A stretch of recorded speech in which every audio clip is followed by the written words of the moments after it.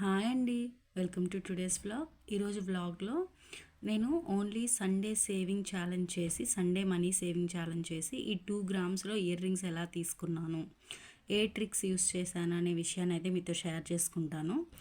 నేను ఇవి తీసుకున్నప్పుడైతే gold price కొంచెం తక్కువే ఉంది, ప్రజెంట్ ఉన్నంత లేదు. కాబట్టి నేను జస్ట్ 250 రూపీస్ సేవింగ్ ఛాలెంజ్తోనే నాకు ఇయర్ రింగ్స్ వచ్చేసాయి. ఇప్పుడు గోల్డ్ ప్రైజెస్ కొంచెం పెరుగున్నాయి కాబట్టి దానికి తగినట్టయితే మనం మనీ ప్లాన్ అయితే మార్చుకొని సేవ్ చేసుకుంటే చాలా త్వరగా అయితే తీసుకోవచ్చు. ఓకే, ఇప్పుడు వీడియోలోకి వెళ్ళిపోదాము. ఇయర్ రింగ్స్ అయితే నాకు 2 గ్రామ్స్ పడ్డాయి. ఆ 2 గ్రామ్స్ని నేను ఓన్లీ సండే మాత్రమే సేవ్ చేసిన అమౌంట్తో ఎలా తీసుకున్నాను అనేది మీతో షేర్ చేస్తాను. యాక్చువల్లీ మనకు తెలుసు సండే మనకి కొంచెం ఖర్చులు ఉంటాయి, కొంచెం బయటికి వెళ్ళే ప్లానింగ్స్ అని, లేదా ఫుడ్లో కొంచెం ఎక్స్ట్రా ఐటమ్స్ ఇంక్లూడ్ చేసుకోవడము, లేకపోతే రకరకాల ప్లానింగ్స్తో సండే అయితే మనకి తెలియకుండానే ఎక్కువ ఖర్చులు అయితే వస్తూ ఉంటాయి అన్నమాట. ఆ ఖర్చుల నుంచి నేను సేవ్ చేసిన అమౌంట్తో ఎలా తీసుకున్నాను ఇయర్ రింగ్స్ అనేది అయితే నేను మీతో షేర్ చేస్తాను. ఇప్పుడు వీడియోలోకి వచ్చినట్లయితే నేను తీసుకున్న ఆర్నమెంట్ వచ్చేసి ఇయర్ రింగ్స్ అండి. ఇవైతే జస్ట్ 2 గ్రామ్సే. నేను ఓన్లీ సండే మనీ మాత్రమే సేవ్ చేసేదాన్ని. మిగతా డేస్లో అయితే ఈ ఛాలెంజ్కి సంబంధించి 1 రూపీ కూడా నేను వేసేదాన్ని కాదు. ఓన్లీ సండే మాత్రమే 250 రూపీస్ అయితే వేయాలనుకునేదాన్ని అనమాట. ఇది నేను జనవరి నుంచి స్టార్ట్ చేశానండి. జనవరి నుంచి అయితే నేను స్టార్ట్ చేయడం జరిగింది ఈ స్కీమ్, ఈ యొక్క challenge, money saving challenge. Only 250 rupees మాత్రమే వేసేదాన్ని. ఎందుకు అనంటే ఆ సండేకి నేను ప్రతి దాన్ని ఏంటి అని అంటే శాలరీస్ రావడంతో బడ్జెట్ ప్లాన్ చేసుకునేదాన్ని. ఆ బడ్జెట్ ప్లానింగ్లో కొంత అమౌంట్ సండే కోసం అయితే పక్కన పెట్టుకునే వాళ్ళం అనమాట. ఆ రోజు ఫుడ్ కావచ్చు, లేదా మిగతా వాటికి అన్నిటికీ కూడా కొంచెం అమౌంట్లు అయితే పక్కన పెట్టుకునే వాళ్ళం. అందులో నుంచి ఎక్స్ట్రా ఛార్జెస్ ఏవైతే ఉన్నావో అవన్నీ కూడా పక్కన పెట్టేసి అవన్నీ కట్ చేసేసుకొని అందులో నుంచి 250 రూపీస్ అయితే నేను సేవ్ చేసుకునేదాన్ని. ఆ 250 రూపీస్ని అయితే ఒక పక్కన బాక్స్లో వేసి పెట్టుకుంటూ ఉండేదాన్ని. అలా జనవరి నుంచి నేను స్టార్ట్ చేశాను. జనవరిలో అయితే 4 సండేస్ ఇలాగే 250 250 250 250 లెక్కనైతే సేవ్ చేశాను. అలా నాకు 1 మంత్ అయింది, 1000 అయింది. అలా ప్రతి మంత్ కూడా సేవ్ చేస్తూ ఉండేదాన్ని. అలా నేను ఎప్పటి నుంచి ఎప్పటి వరకు చేశాను అంటే జనవరిలో సేమ్ ప్రాసెస్ అండ్ ఫిబ్రవరిలో కూడా సేమ్ ప్రాసెస్. ఫిబ్రవరిలో కూడా 1000 రూపీస్ అయితే సేవ్ చేశాను.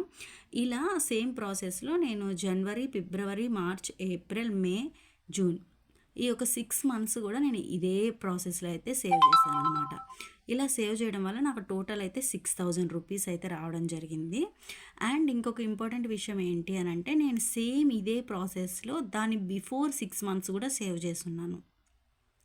అలా సేవ్ చేసిన అమౌంట్ ఏంటంటే ఇంకొక 6000 రూపీస్ అయి ఉంటే ఆ 6000 పెట్టి కాయిన్ అయితే తీసుకొని ఉన్నాను అనమాట. ఆ కాయిన్ తీసుకున్నాను.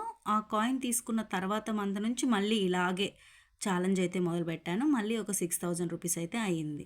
ఇక్కడ చూపించారు కదా 1 గ్రామ్ కాయిన్ చేంజ్ చేశానండి. ఈ 1 గ్రామ్ కాయిన్ తీసుకుంది కూడా సేమ్ ఇదే ప్యాటర్న్ ఫాలో అయ్యే 1 గ్రామ్ కాయిన్ అయితే తీసుకున్నాను అనమాట.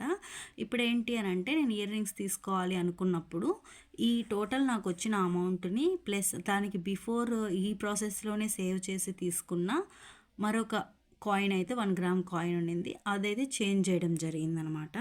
అలా చేంజ్ చేసినప్పుడు నాకు 12,200 రూపీస్ దాకా వచ్చింది. ఆ 12,200 రూపీస్ ఇంకొంచెం ఏదో అమౌంట్ పడినట్టుంది, ఎక్కువ ఏం పడలేదు, కొంచెం అమౌంట్ పడింది. అలా నేనైతే ఈ 2 గ్రామ్స్ ఇయర్ రింగ్స్ని అయితే తీసుకోవడం జరిగింది. మనము తెలియకుండానే ఎంతో మనీని అయితే వేస్ట్ చేస్తూ ఉంటాము. కానీ కొంచెం జాగ్రత్త వహించి ఏవైతే వేస్ట్ చేసే అమౌంట్ నుంచి కూడా మనం సేవ్ చేసుకుంటే తెలియకుండానే మనము కొంచెం గోల్డ్ అయితే సేవ్ చేసుకోవచ్చు. ఎందుకు అని అంటే మనకి ఏదైనా అవసరమైనప్పుడు ఇంకొకరి దగ్గరికి వెళ్ళి చేయి చాచడం కంటే మన దగ్గరే వస్తువు ఉంది అని అంటే ఆ వస్తువే మనకి ఆపదల్లో ఆదుకుంటుంది కదా. అందుకని చెప్పి నేను ఎక్కువ గోల్డ్ మీదే ఇన్వెస్ట్ చేస్తూ ఉంటాను. ఇలా అయితే నేను ఇలా 250 రూపీస్ మనకు తెలియకుండానే తక్కువ అమౌంట్తో అయితే ఒక 2 గ్రామ్స్ ప్లెయిన్ ఇయర్ రింగ్స్ అయితే తీసుకున్నాను. వీలైనంత వరకు స్టోన్స్ ఉండేవి తీసుకోను, ఎప్పుడో రేర్గా అయితేనే స్టోన్స్ ఉండేవి అయితే తీసుకోవడం జరుగుతుంది. ఇలా ప్లెయిన్వే తీసుకుంటూ ఉంటారనమాట. అంటే ఎందుకు అని అంటే ఒకవేళ మనం ఇప్పుడు ఈ 2 గ్రామ్స్ సేవ్ చేయడానికి ఎంతో కష్టపడి సేవ్ చేసి ఉంటాం కదా, మరి అంత కష్టపడి సేవ్ చేసి వృధాగా స్టోన్ ఐటెంకి పెట్టడం ఎందుకు అని చెప్పేసి వీలైనంత వరకు అయితే నేను ఇలా ప్లెయిన్గా ఉండేటట్టే చూసుకుంటాను గోల్డ్ని. మనము ఎంత కష్టపడతాము, ఎంత సేవ్ చేస్తాము అనేది ఎంత ఇంపార్టెంటో, ఆ సేవ్ చేసిన అమౌంట్‌ని ఎక్కడ ఇన్వెస్ట్ చేస్తున్నాము అనేది కూడా అంతే ఇంపార్టెంటు. ఇప్పుడు మనం దీని మీద పెట్టిన రూపాయి అనేది రేపు రూ. 2గా మారుతుందే తప్ప ఏ రోజు అది తగ్గిపోయేది అయితే ఉండదు కదా! కానీ అదే మనము ఇంక దేని మీదైనా ఇన్వెస్ట్ చేశామనుకోండి, బట్టల మీదో బట్టలు కొనుక్కోవడానికో, లేకపోతే ఏదైనా బయట జంక్ ఫుడ్ తినడానికో, లేకపోతే ఇంకోటో అది మన హెల్త్ పాడైపోతుంది. నెక్స్ట్ దాని నుంచి మనకి ఎటువంటి ఉపయోగం అయితే ఉండదు. మనందరికీ తెలిసిన విషయమే గోల్డ్ మీద పెట్టుకున్న రూపాయి ఎప్పుడు వేస్ట్ అవ్వదు అనేసి. కానీ ఇలా చిన్న చిన్న మెథడ్స్లో కూడా మనం గోల్డ్ కొనుక్కోవచ్చు. ఏదో మనకి లాట్గా అమౌంట్ వచ్చినప్పుడు మాత్రమే గోల్డ్ మీద ఇన్వెస్ట్ చేయాలనేది ఏం లేదు.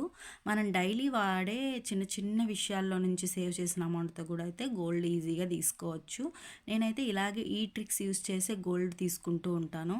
ఎంతో కొంత అమౌంట్ పక్కన పెట్టుకుంటూ సేవ్ చేసుకుంటూ వాటి నుంచి ఎక్కువగా గోల్డ్ కొంటూ ఉంటాను. కానీ లాట్గా తీసుకెళ్ళి కొనడం అనేది చాలా తక్కువ. ఎందుకంటే అలాంటి పరిస్థితులు నాకు తెలిసినంత వరకు మిడిల్ క్లాస్ ఫ్యామిలీస్లో చాలా తక్కువగానే వస్తాయి.